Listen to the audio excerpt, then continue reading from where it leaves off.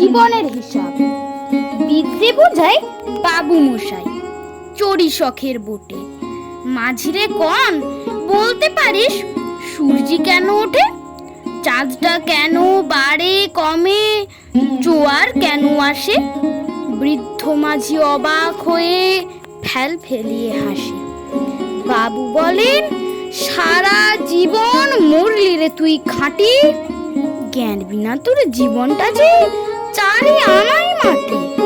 খানিক বাদে কহেন বাবু, বলতো দেখি ভেবে, নদীর ধারা কেমনে আসে পাহাড় থেকে নেবে?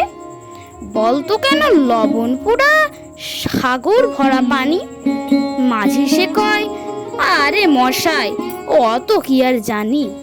বাবু বলেন, এই বয়সে জানিস নিও তাকে, জীবনটা তোর নেহাত খেলো অষ্ট আনায় ফাঁকি।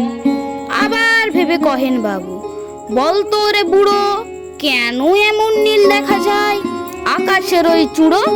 বলতো দেখি সূর্য চাঁদে গ্রহণ লাগে কেন? বৃদ্ধ বলে, আমায় কেন লজ্জা দিচ্ছেন হেন? বাবু বলেন, বলবো কি আর বলবো তোরে কি তা, দেখছি এখন জীবনটা তোর 12 আনাই বৃথা। খানিক বাদে ঝড় উঠেছে, ঢেউ উঠেছে ফুলে, বাবু দেখে নৌকোখানি ডুবলো বুঝি দূরে।